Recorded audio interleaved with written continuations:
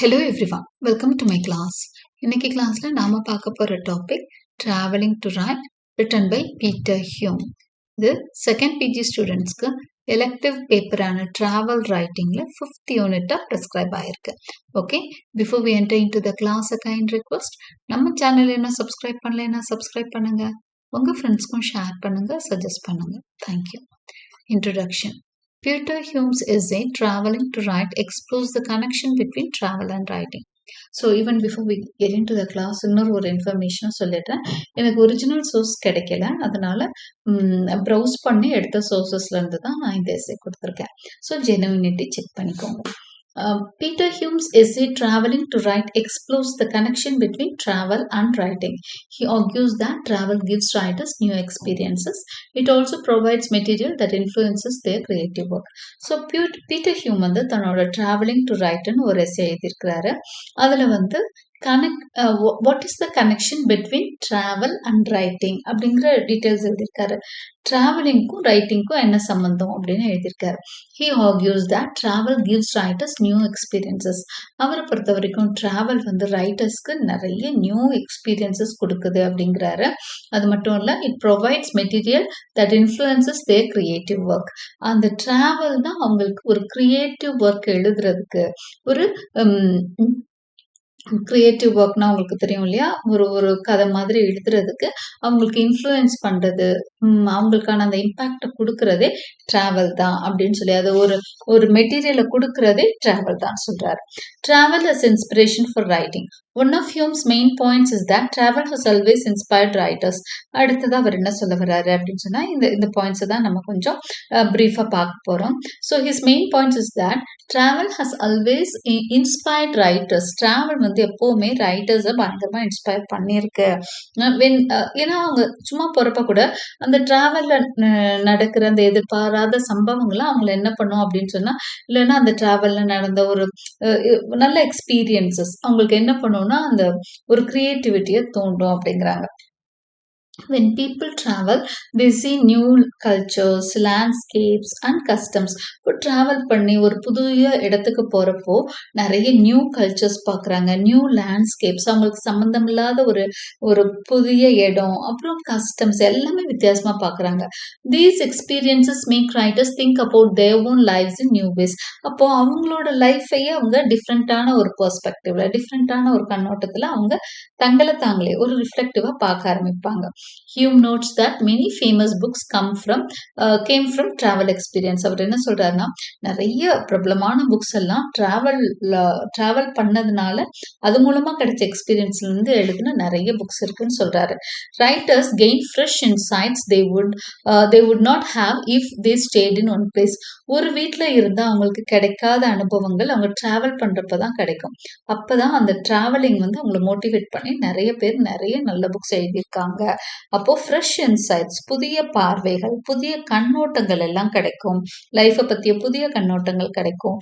அது வீட்டுக்குள்ள இருந்தா கிடைக்காது, வெளியே போறப்பதான் கிடைக்கும்னு சொல்றாரு.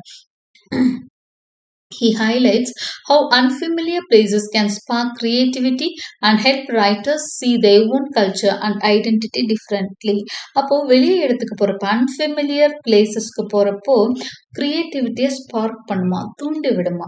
நம்மளுக்குள்ள இருக்கிற அந்த கிரியேட்டிவிட்டியை அதை வந்து இட் வுட் ஸ்பார்க்னா இக்னைட் பண்றது, அப்படியே தூண்டி விடுறது. And help writers see their own culture. அப்போ அங்க போயிட்டுங்க தன்னோட கல்ச்சரை பத்தி யோசிச்சு பார்ப்பாங்க, தங்களோட ஐடென்டிட்டியை, கல்ச்சரை எல்லாத்தையும் டிஃப்ரெண்டா திங்க் பண்ண ஆரம்பிப்பாங்க. Okay, the impact of travel on perspective. Hume explains that travel changes how writers see the world and themselves. இப்போ இந்த டைட்டில் என்னது, டிராவல் எப்படி கண்ணோட்டத்தை மாத்துது, பெர்ஸ்பெக்டிவ்ஸ்னா கண்ணோட்டம். அப்போ ஒருத்தரோட பெர்ஸ்பெக்டிவை எப்படி வந்து டிராவல்ஸ் வந்து இம்பாக்ட் பண்ணுது, எப்படி இன்ஃப்ளூயன்ஸ் பண்ணுது, எப்படி தாக்கத்திற்கு உள்ளாக்குது அப்படிங்கிறத இந்த பேராகிராஃப் டிஸ்கஸ் பண்ண போது. Hume explains that travel changes how writers see the world and themselves. அப்போ டிராவல் பண்றப்போ அந்த ரைட்டர்ஸ் என்ன பண்றாங்க அப்படின்னு சொன்னா, நிறைய இட் சேஞ்சஸ் தெம். ஓகே, அவங்களோட மனநிலையவே மாற்றுமா. அவங்க டிராவல் பண்றதுக்கு இருந்த மனநிலையும், அவங்க டிராவல் பண்ணதுக்கப்புறம் அவங்களோட மனநிலையுமே மாறும். அப்போ உலகத்த பார்க்குற பார்வை மாறும். அவங்களையே அவங்க பார்த்துக்கிற விதமும் மாறும். நம்ம என்ன மாற்றத்திற்கு நம்ம உள்ளாகணும் அப்படின்லாம் யோசிக்க ஆரம்பிப்பாங்களாம். இப்போ டிராவலிங் அவங்களுக்கு நிறைய ஐடியாஸ் கொடுக்கும். When writers travel, they face the unfamiliar which challenges their usual ideas. இப்போ எழுதுறவங்க கதை ஆசிரியர்கள் அவங்க டிராவல் பண்றப்பவும் அவங்களுக்கு என்னன்னா நிறைய அன்ஃபெமிலியரான விஷயங்களுக்குள்ள போவாங்க. புதுசா சம்மந்தமில்லாத விஷயங்கள பத்தி தெரிஞ்சுக்குவாங்க.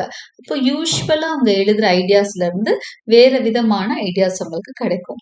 This can lead to personal growth and the new ways of thinking. இப்போ இந்த மாதிரி விஷயங்கள் அவங்களோட பர்சனல் growthக்கும் ஹெல்ப் பண்ணும். நியூ வேஸ் ஆஃப் திங்கிங்கும் அவங்களுக்கு கொடுக்கும். Hume notes that travel pushes writers out of their comfort zone leading to deeper reflection. அப்போ டிராவல் பண்றப்போ ரைட்டர்ஸ் என்ன பண்ணுவாங்க, அவங்க கம்ஃபர்ட் ஜோன்ல இருந்து வெளியே போறாங்க. எப்பவுமே ஹோம், நம்மளோட அந்த ஊரு இதெல்லாம் வந்து கம்ஃபர்ட் ஜோன். ஸோ அங்க இருந்து நம்ம வெளியே போறோம். அப்போ வெளியே போறப்போ நிறைய விஷயம் ஒரு டீப்பர் ரிஃப்ளெக்ஷன் கிடைக்கும். நம்மளை பத்தி நம்மளே நம்மளோட பிளஸ் என்ன மைனஸ் என்னங்கிறது வெளியே போறப்பதான் நம்மளே ஜட்ஜ் பண்ணுவோம். கம்ஃபர்ட் ஜோன்ல இருந்து அதெல்லாம் ஜட்ஜ் பண்ண முடியாதுங்கிறாரு. This discomfort often shows up in their writing. அப்போ வெளியே போறப்போ நிறைய பிரச்சனைகளை சந்திப்போம். நம்மளுக்கு பழக்கம் இல்லாத விஷயத்த சாப்பிடலாம். இல்ல அங்க போயிட்டு நம்ம என்ன பண்ணுவோம், நம்மளுக்கு சொபிஸ்டிகேட்டடான அந்த ரூம் எப்பவும் இருந்த ஒரு ரூம் இல்லாம வித்தியாசமான ஒரு ரூம்ல தங்குற அனுபவம் ஏற்படலாம். அப்போ அதெல்லாம் ஒரு டிஸ்கம்ஃபர்ட் ஏற்படுத்தும் இல்லையா? அது எல்லாமே ரைட்டிங்ஸ்ல வெளிப்படும். ஓகே, அப்போ ரிஃப்ளெக்டிவா மாறுவோம், நிறைய விஷயங்களை யோசிக்க ஆரம்பிப்போம் அப்படின்லாம் சொல்றாரு. Seeing different cultures helps writers question their own beliefs and gain a wider understanding of humanity. இப்போ நிறைய கல்ச்சர்ஸை பார்க்குறப்போ, நிறைய கலாச்சாரங்களை பார்க்குறப்ப தான் அவங்களோட நம்பிக்கைகளை அவங்க கொஸ்டின் பண்ண ஆரம்பிப்பாங்க. சரி, இந்த ஊர்ல இப்படி ஒரு நம்பிக்கை இருக்கு, நம்ம வேற மாதிரி நம்பிட்டு இருக்கோம், இதுல எது ரைட்? அப்போ இந்த மாதிரி கொஸ்டின்ஸ் எல்லாம் அவங்களுக்குள்ள அரைஸ் ஆகும். நல்ல வைடர் அண்டர்ஸ்டாண்டிங் ஆஃப் ஹியூமனிட்டி, மனுஷங்களை பத்தி இன்னும் நிறைய புரிஞ்சுக்க முடியும் டிராவலிங் மூலமா தான் அப்படின்னு சொல்றாரு. Okay, writing about others. இங்க அதர்ஸ் அப்படிங்கிறது அந்த போஸ்ட் கலோனியல் லிட்ரேச்சர்ல படிச்சிருப்போம் இல்லையா, செல்ஃப் அதர்ஸ்ன்னு படிச்சிருப்போம். அதர்ஸ்னா இந்த யூரோப்பியன்ஸ் இல்லாத மற்றவங்கள அதர்ஸ்ன்னு சொல்லுவாங்க அவங்க.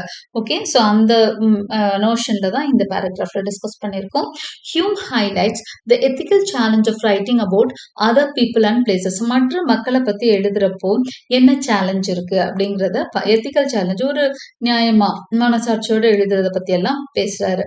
ஓகே, மாரல் எத்திக்ஸ் பத்தி பேசுறாரு. He explains that when writers travel, they often write about cultures they are not fully part of. இப்போ வேற ஒரு இடத்துல போய் ஒரு கல்ச்சரை பத்தி எழுதுறோம் அப்படின்னா நமக்கு அந்த கல்ச்சரை பத்தி எதுவும் தெரியாது.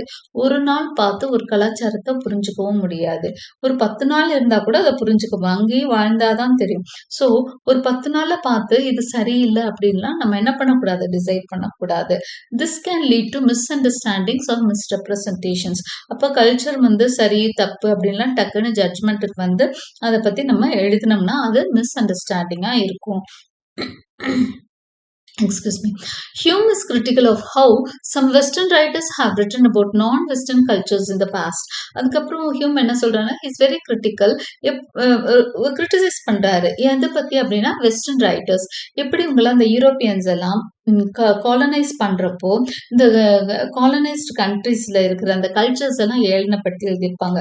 ஃபார் எக்ஸாம்பிள் வந்து இங்கிலீஷ் பீப்புள் என்ன பண்றாங்க அப்படின்னா, in and around the world அவங்க நிறைய around the world, Asia, Africa, America மாதிரி நிறைய கான்டினென்ட்ஸ் என்ன பண்றாங்க, காலனைஸ் பண்றாங்க. அப்போ அவங்களெல்லாம் அந்த மக்கள் எல்லாம் அன்சிவிலைஸ்ட், நாகரீகமற்றவர்கள், யூரோப்பியன்ஸ்க்கு தான் நாகரீகம் இருக்கு, இவங்கெல்லாம் அதர்ஸ், இவங்களுக்கு ஒண்ணுமே தெரியாது, இவங்க பார்பரியன்ஸ், இவங்க சாவேஜஸ் அப்படின்லாம் சொல்லி எழுதியிருப்பாங்க. ஓகே, ஒரு நரேட்டிவை செட் பண்ணுவாங்க. இவங்க எல்லாம் வந்து நம்ம தான் இவங்களுக்கு புரிய வைக்கணும், சொல்லி கொடுக்கணும்ன்ற மாதிரி சொல்லி வருவாங்க. அப்ப இதெல்லாம் கிரிட்டிக்கலா பேசுறாரு ஹியூம். இந்த மாதிரி ஒரு ஜட்ஜ்மெண்ட்டுக்கெல்லாம் போகக்கூடாதுன்றாரு. Hume is critical of how some Western writers have written about non-Western cultures in the past. அப்ப பாஸ்ட்ல இந்த மாதிரி நிறைய தவறுகள் நடந்திருக்குன்னு சொல்றாரு. He points out that these writers sometimes push their own views into the cultures they describe without fully understanding them. இப்ப அவங்க என்ன பண்றாங்க, இந்த மாதிரி ரைட்டர்ஸ் எல்லாம் அவங்களோட கண்ணோட்டத்துல ஒரு கல்ச்சரை பார்க்குறாங்க. அவங்களுக்கு நம்மளோட கல்ச்சர் கண்டிப்பா வித்தியாசமா தான் இருக்கும். இப்போ யூரோப்ல இருந்து வந்து இப்போ நம்மளோட கல்ச்சரை பார்த்தாங்கன்னா, நம்ம வந்து சாமி கும்பிடுற விதத்துல இருந்து எல்லாமே வித்தியாசமா இருக்கும். ஸோ உடனே வந்து இது பார்பரிக், இது அன்சிவிலைஸ்ட் அப்படின்னு அவங்க வந்து என்ன பண்றாங்க? கன்க்ளூட் பண்றாங்க. அது அப்படி இல்ல அப்படின்ற மாரி சொல்றாரு. This can create stereotypes and biased views. இது கண்டிப்பா பையஸ்டான ஒரு வியூ தான். Hume urges writers to be more aware of their outsider position. ரொம்ப கவனமா இருக்கணும். அவங்களோட பொசிஷன் என்ன? அவங்க என்ன மாரி சூழல்ல வாழ்றாங்க? அவங்களோட கல்ச்சர் என்ன? அதெல்லாம் தெரியாம நீ முடிவுக்கு வராதேங்கிறார். And to write with respect for the people and places they encounter. So நீங்க எந்த பிளேசஸ்க்கு போறீங்களோ அவங்களுக்கு மரியாதை கொடுங்க. அவங்களுக்கு மரியாதையும் ஆனரும் கொடுங்க. அவங்கள தப்பா ப்ரொஜெக்ட் பண்ணாதீங்க உங்களோட ரைட்டிங்ல. இதுல கவனமா இருக்கணும் டிராவல் ரைட்டர்ஸ். முந்தி செஞ்ச தப்பெல்லாம் செய்யாதீங்கன்னு சொல்றாரு. The influence of colonization. Again அதே டாபிக் தான், இன்னும் கொஞ்சம் ப்ரீஃபா பார்க்குறோம். Hume also discusses the impact of colonization on travel writing. இப்போ காலனைசேஷன் வந்து டிராவல் ரைட்டிங்லயும் நிறைய தாக்கத்தை ஏற்படுத்தியிருக்கு அப்படின்னு சொல்றாரு.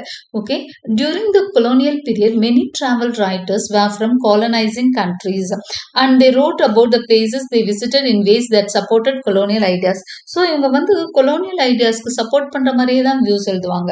இந்த டிராவல் ரைட்டர்ஸ், அதாவது காலனைஸ்ட் கண்ட்ரீஸ்ல இருந்து இந்த காலனைஸ் பண்ண பீரியட்ல இந்த கொலோனியல் ரைட்டர்ஸ் இருக்காங்க இல்லையா, காலனி ஆதிக்கம் பண்ற, அதாவது யூரோப்பியன் ரைட்டர்ஸ், இந்த கொலோனியல் ரைட்டர்ஸ் என்ன பண்ணுவாங்க அப்படின்னு சொன்னா அவங்களோட ஐடியாஸை வச்சுதான் என்ன பண்ணுவாங்க, காலனைஸ்ட் கண்ட்ரிஸை பார்ப்பாங்க. அவங்கள வந்து ஒரு மாதிரி எழுதியிருப்பாங்க. These writers often portrayed foreign lands as exotic or uncivilized. அவங்க எப்படி போர்ட்ரேட் பண்ணியிருப்பாங்க? எக்ஸாட்டிக், அதாவது ரொம்ப ஒரு மாதிரி எக்ஸ்ட்ரீமா பிஹேவ் பண்றாங்க, அன்சிவிலைஸ்டா இருக்காங்க. ஜஸ்டிஃபையிங் காலனைசேஷன், அவங்களோட நோக்கம் என்னவா இருக்கும்னா காலனி ஆதிக்கத்தை ஜஸ்டிஃபை பண்றதா இருக்கும். நாங்க காலனைஸ் பண்ணி தான் எங்களுக்குலாம் நல்லது சொல்லி தர போறோம் அப்படின்ற மாதிரி ஜஸ்டிஃபை பண்ணுவாங்க. By making it seem like these places need to be controlled or improved by western powers. இவங்களெல்லாம் நம்ம கண்ட்ரோல் பண்ணி வெஸ்டர்ன் பவர்ஸ் மூலமா இவங்களெல்லாம் சிவிலைஸ் ஆக்க போறோம் அப்படிங்கிற மாதிரி சொல்லுவாங்க. Okay, they have to be controlled or improved by western powers. western powersனா European powers. Okay, Hume points out that travel writing from this period often reinforced the power imbalance between colonizers and colonized people. Hume என்ன சொல்றாரு அப்படின்னு சொன்னா travel writing இந்த பீரியட்ல இருந்தே ஒரு power imbalance, ஏன்னா colonisers வந்து ஸ்ட்ராங்கா இருப்பாங்க, காலனைஸ்டு பீப்புள் வந்து பாதிக்கப்பட்டவங்க, சப்ரஸ்டு பீப்புள். ஓகே, அப்ப இவங்க நரேட்டிவ் செட் பண்ணுவாங்க. காலனைசர்ஸ், அதாவது யூரோப்பியன்ஸ் வந்து ஒரு நரேட்டிவே உலகம் முழுக்க செட் பண்ணிட்டாங்க. எப்படி இது நாள் வரைக்கும் அப்படிதான் ஒரு நரேட்டிவ் ஓடிட்டு இருந்தது. அவங்க எல்லாம் பெரிய ஆளுங்க, ஒயிட் பீப்புளுக்கு தான் வந்து ரொம்ப சிவிலைஸ்டு பீப்புள், அவங்களோட ரிலிஜன், அவங்களோட கல்ச்சர் இதெல்லாம் தான் நல்லா இருக்கு, இந்த அதர்ஸோட கல்ச்சர் எல்லாமே சரியில்லை, உங்களுக்கு ஒன்றும் தெரியாது. இந்த மாதிரி ஒரு என்ன பண்றாங்க, ஒரு அந்த பவர் இம்பேலன்ஸ் இருந்தது இல்லையா, அவங்க ஸ்ட்ராங்கா இருந்ததுனால அவங்களோட நரேட்டிவ்ஸ் ஈஸியா செட் பண்ண முடிஞ்சது, பயங்கரமா இன்ஃப்ளூயன்ஸ் பண்ணாங்க. He argues that modern travel writers need to be aware of this history and avoid repeating the same mistakes. So Peter Hume என்ன சொல்றாருன்னா, இதெல்லாம் செஞ்சிடாதீங்க, இன்னைக்கு இருக்க டிராவல் ரைட்டர்ஸ் இந்த மாதிரி எந்த நரேட்டிவும் செட் பண்ணாதீங்க, ஒருத்தவங்களை என்ன பண்ணக்கூடாது, தேவையில்லாம மத்த கல்ச்சரை புரிஞ்சுக்காம அவங்கள அவமானப்படுத்தாதீங்கன்ற மாதிரி சொல்றாரு Peter Hume. Conclusion. In conclusion, Peter Hume's traveling to write highlights the deep connection between travel and writing. அப்ப travelக்கும் writingக்கும் உள்ள கனெக்ஷனை தான் இந்த டாபிக் பேசுது. Travel gives writers new experiences and perspectives that shape their work, but it also comes with ethical challenges, especially when writing about their cultures. இப்போ travel அப்படிங்கிறது ஒரு new experience தான். Okay, it gives new experiences and perspectives that shape their work. அவங்களோட ஒர்க்கை வந்து அது என்ன பண்ணும் அப்படின்னா அவங்களோட அந்த கண்ணோட்டமும் அவங்க புது எக்ஸ்பீரியன்ஸும் அவங்களோட கண்ணோட்டமும் அவங்களோட ஒர்க்கை அழகா ஷேப் பண்ணியிருக்கும். It also comes with ethical challenges at the same time. அழகா எல்லாம் ஷேப் பண்ணது ஓகே, ஆனா அதே சமயம் மாரலா எத்திக்கலா ஒரு சில ரூல்ஸ் அண்ட் ரெகுலேஷன்ஸை நீங்க ஃபாலோ பண்ணணும், மற்ற கல்ச்சர்ஸை பத்தி எழுதுறப்போ கவனமா இருங்கன்னு அட்வைஸ் பண்றாரு. Hume encourages writers to be conscious of how they portray foreign places and people. இப்போ அவர் என்ன சொல்றாரு, மற்ற கண்ட்ரி என்ன பத்தி எழுதுறப்போ கவனமா எழுதுங்கன்னு சொல்றாரு. And to strive to fairness and respect in their writing. அவங்கள பத்தி எழுதுறப்போ ஒரு ஃபேரா எழுதுங்க, ரெஸ்பெக்ட் கொடுத்து எழுதுங்கன்னு சொல்றாரு. By doing so writers can avoid the mistakes of the past and create works that offer a more thoughtful and accurate representation of the world. அப்படி இருந்தாதான் travel writing எப்படி இருக்கும், அக்யூரேட்டா இருக்கும். உன்னோட வியூவை ஒரு இடத்துல போய் திணிக்காம உண்மை எழுதுனாதான் என்ன இருக்கும், ஒரு தாட்ஃபுல்லா ஒரு அக்யூரேட் ரெப்ரசன்டேஷன் கிடைக்கும், ப்ராப்பரான ஒரு ரெப்ரசன்டேஷன் கிடைக்கும். நம்மள என்ன பண்ணக்கூடாது, உங்க இஷ்டத்துக்கு உங்களோட பயஸ்ட் ஐடியாஸ் வச்சுட்டு நான் தான் பெரியவன் நினச்செல்லாம் எழுதாதீங்க அப்படிங்கிற மாதிரி இன்ஸ்ட்ரக்ட் பண்ற மாதிரி இது வந்து ஒரு மெசேஜோட இந்த எஸ்ஐயை நம்ம முடிச்சுக்கலாம். So hope you like my explanation. Like and subscribe for more such videos. Press the bell icon for continuous notifications and thank you for watching.